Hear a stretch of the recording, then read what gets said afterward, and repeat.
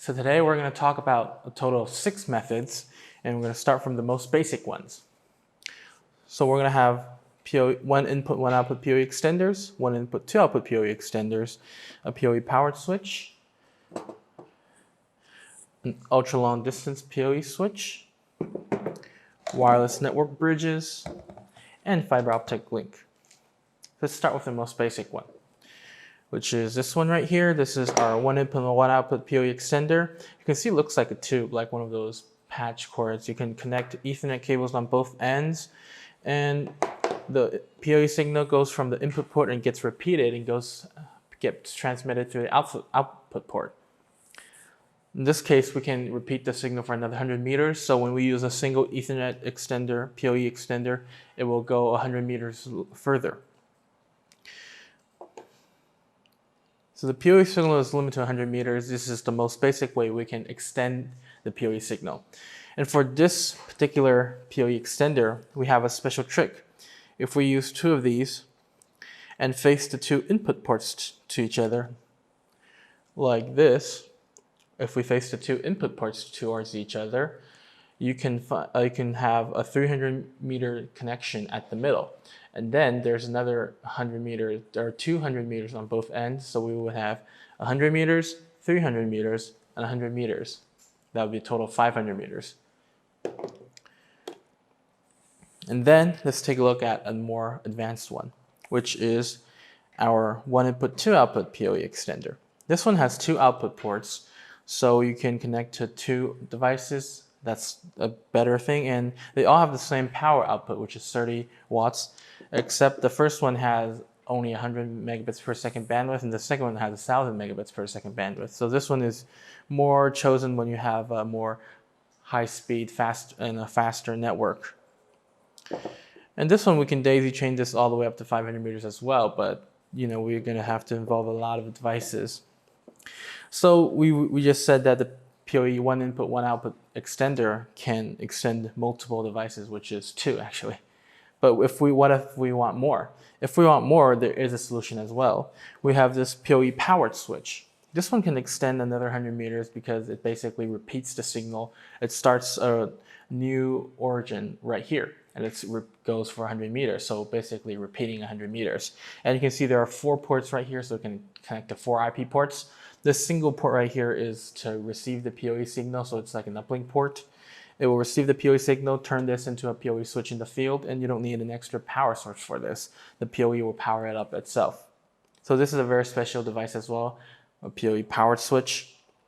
Now these 3 have something in common. They extend this or repeat the signal midway of the transmission.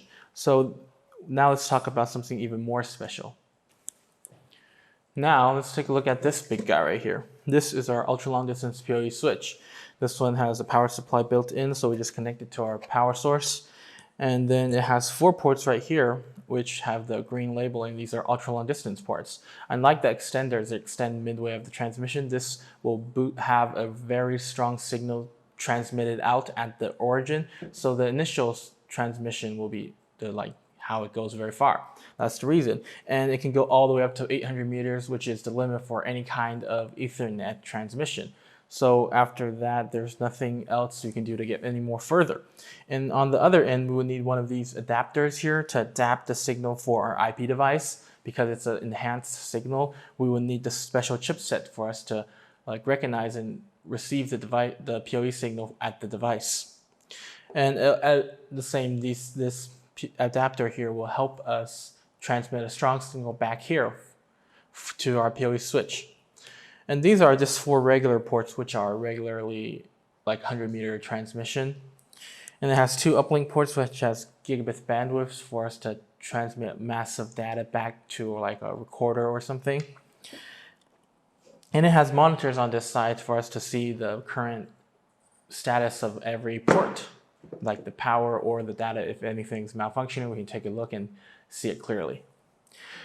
All these were using Ethernet cables to transmit the data. But if we want to get any further, it's not going to be possible after 800 meters. So we're going to have to use a different medium. Now let's take a look at a wireless device. Since we used all wired, Ethernet wired transmissions, and we want to get further, we're going to need the help from wireless devices. These are wireless network bridges. They work in a pair, and usually one is the master device, one is the slave device. The master device is the transmitter, and the slave device is the receiver. The master device goes with our data source, receives the data, and transmits wireless signals. Then our slave device, which is the receiver, will receive the wireless signals and convert it to digital signals and transmit it out through an Ethernet port.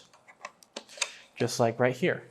There's an Ethernet port for it to transmit the data, and these work on very low voltages as well. And the good thing is, the wireless transmission, their connection is an individual tunnel, so there won't be any interruptions during their transmission. So say maybe there is currently some, happening on the internet, but this internet transmission, this network transmission they have is an independent closed one, so it won't be interrupted. That's a good thing about it. And usually we would have to face these two towards each other, making them like eye-to-eye contact. That would be the best quality of wireless transmission. All right, that was the wireless one. Now let's take a look at even faster ones. The wireless transmitter, the wireless network bridges could only go up to like 2 kilometers, 3 kilometers, depending on which models you get. But if we want to even get more further, we're going to have to use fiber optic link. We might have heard of fiber optic link before because it's really new and fancy. So now let's see how we can apply it to our network. There are 3 parts in a fiber optic link, a total of 5 components, 5 devices. And let's talk about each. Well, first of all, a very important thing, the fiber optic cable. This cable is specially designed to let lasers bounce off in the inner tube. So it can transmit speed at the speed of light, and it's also really safe because first, laser is not like electric signals, and also it's hard to intercept and decipher, so it's really safe. And usually these can go all the way up to 20 kilometers, 30 kilometers. If you have like industrial grade or have specially designed ones, you can go even further. But usually our regular daily based fiber optic cables, it can go up to 20 kilometers and 30 kilometers. That's more than enough. And the speed is always at a gigabit bandwidth, so it's really fast. And then that's the cable.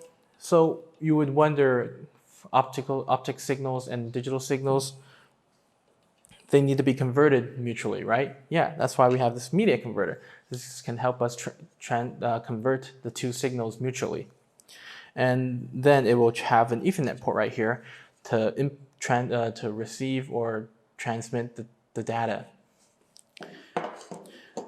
But a laser, it's kind of hard to capture and also shoot out. So we would have these special modules right here. These are our SFP modules. The SFP modules act as a transmitter, transmit and receive. So the transceiver will just go to the SFP port right here. And then we take the cover off and the fiber optic cable goes in here. And then this will create our fiber optic link.